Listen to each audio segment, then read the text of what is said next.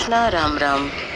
हमें रबड़ी मालपुआ खाने का मन कर रहा है, लेकिन इसमें तो बहुत टाइम लगता है। कैसे बनाएंगे? बिल्कुल नहीं, अभी थोड़ी सी देर में, आधा घंटे में हम बना करके तैयार कर लेंगे। चलिए देखते हैं कैसे बनाना है। और इसका हेल्दी वर्जन ये है कि हम इसमें मैदा नहीं डाल रहे, इसमें मूंग की दाल डाल रहे हैं, तो जो हमने आधा घंटा पहले सोक करके रखी थी।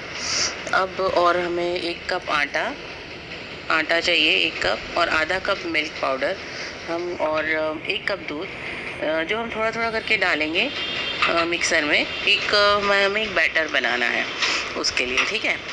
तो ये हमने मिक्सर में डाल दिया और इस तरह का बैटर हमको बना के तैयार करना है। ये देखिए, पोरिंग कंसिस्टेंसी होनी चाहिए, ज़्यादा गाढ़ा भी नहीं, ज़्यादा पतला भी नहीं। इसको हम अब उठा करके एक जगह रख देंगे, मतलब 10 मिनट के लिए रख देंगे। तब तक हम रबड़ी की तैयारी करते हैं। तो एक कढ़ाई में, लोहे की कढ़ाई जो भारी तले की हो वो वाली लें आप, और उसमें 1 लीटर दूध डालते हैं। वैसे अगर आप कम लोगों के लिए बना रहे हैं तो आधा लीटर दूध भी सफिशेंट है और उसमें टाइम भी कम लगेगा। और ये मैं 1 लीटर दूध से बना रही हूँ, तो ये मैं 5 लोगों के लिए बना रही हूँ।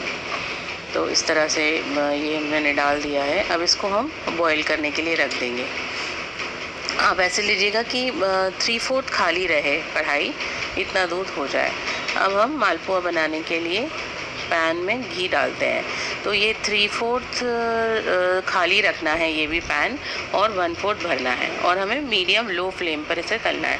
अभी देखिए, ये बिल्कुल 10 मिनट में बैटर बिल्कुल सेट हो गया है। और अब हमें इसमें जो बचा हुआ दूध था वो भी मैं डाल दे रही हूँ। ये देखिए, अब बिल्कुल सही हो रहा है। इधर रबड़ी को चेक कर लेते हैं। दूध उबल गया है और इसकी जो मलाई ऊपर आती है, क्योंकि ये फुल फैट दूध है और हमने एकदम स्लो पर कर दी है गैस एक बार उबाल आने के बाद में।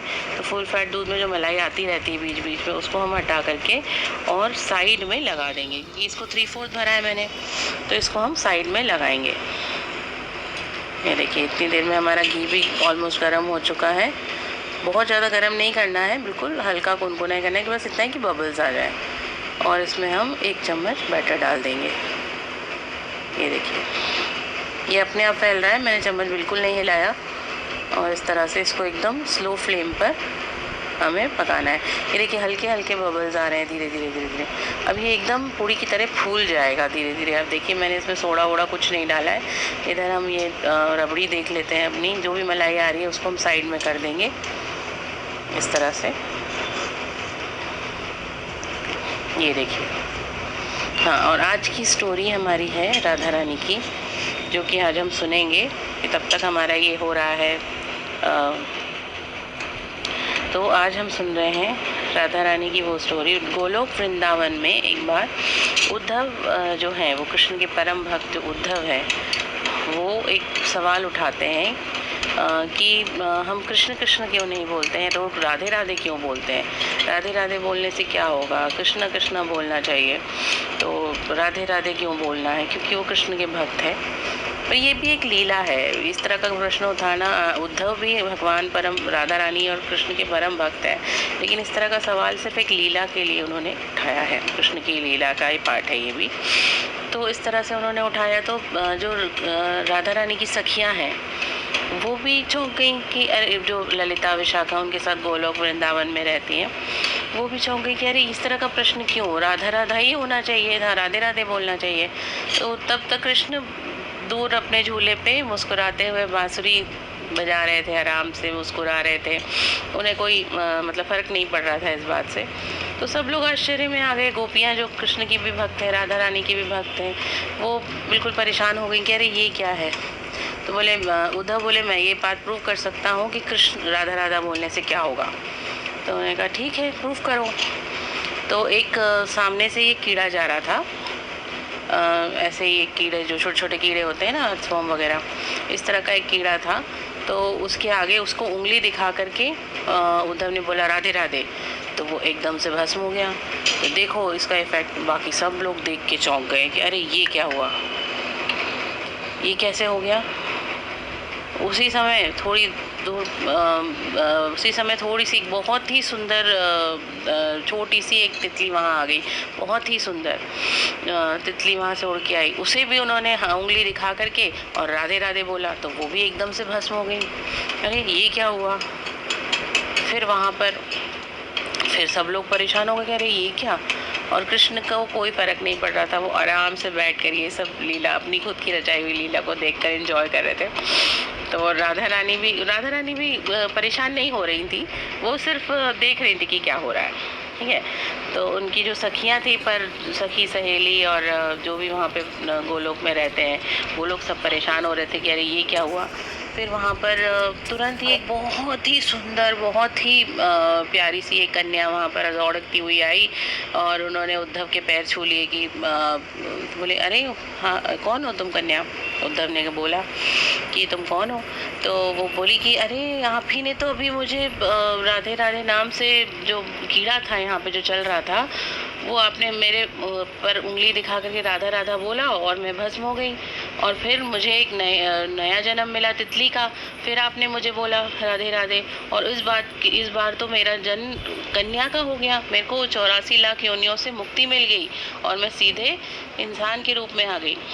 तो इस तरह से सब लोग चौंक गए कि अरे ये क्या, राधा राधा नाम का इतना पावर है कि हमें 84 लाख योनियों से सीधे ही मुक्ति मिल गई। तो बोले हाँ बिल्कुल, और मैं तो आपकी बहुत ही ज़्यादा कृतज्ञ हूँ कि आपकी वजह से उद्धव जी ऐसा हुआ है।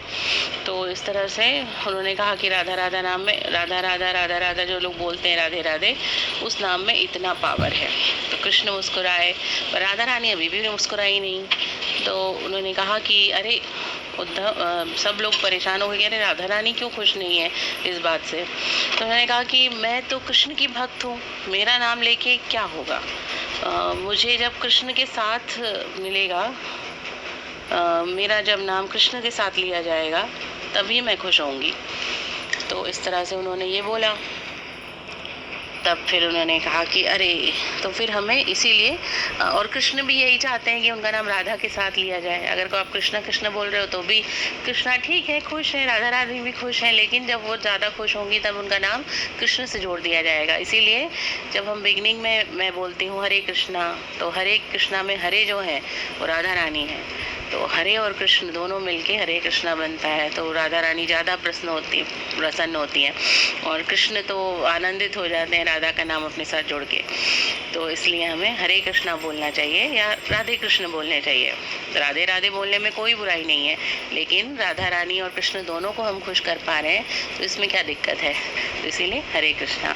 और राम राम भी हम बोल सकते हैं, क्योंकि राम में राधा और माधव दोनों हैं और राम और सीता भी हैं, तो राम राम भी उतना ही पावरफुल नाम है। तो जब हम है हाय हेलो इस तरह की बातें बोलें, नमस्ते भी बोल सकते हैं वैसे तो, लेकिन अगर हम इसकी जगह राम राम बोले तो हम राधा माधव और राम सीता चारों का नाम हम एक साथ ले रहे हैं, तो ये भी बोल सकते हैं। तो इस तरह से हरे कृष्णा राम राम। तो इस तरह से हमारा रबड़ी और मालपुआ बनकर रही। आखिरी में खुरचन हम निकाल देंगे मलाई की और फिर दूध में मिला देंगे। मैंने आखिरी में इसमें 3 चम्मच शक्कर ही डाली है, बस ज़्यादा नहीं। 1 लीटर दूध में 3 चम्मच शक्कर काफ़ी होती है। और उसके बाद मैंने 1 चम्मच मिल्क पाउडर और 1 चम्मच घी डाला है इसमें, तो इससे इसका स्वाद जो है वो 10 गुना बढ़ जाता है रबड़ी का। ये मलाई रबड़ी जो है इसका 10 गुना स्वाद बढ़ जाएगा। और फिर चाशनी के लिए हमें कोई तार वाली चाशनी नहीं चाहिए, सिंपल एक चिपचिपा सा पन आ जाए बस, उसके बाद इसको बंद कर देना है। इसमें मैंने 1 कप शक्कर, 1 कप पानी और उसके साथ में मैंने डाला है दूध मसाला। दूध मसाला आसानी से मिल जाता है, उसके अंदर सारी चीज़ें होती हैं, केसर, इलायची, मेवे थोड़े बहुत जो होते हैं वो सब होता है, तो उससे कलर भी बहुत अच्छा आएगा आपका। और इस मालपुए के ऊपर रबड़ी रख के आप दें, मज़ा ही आ जाएगा सबको। हरे कृष्णा।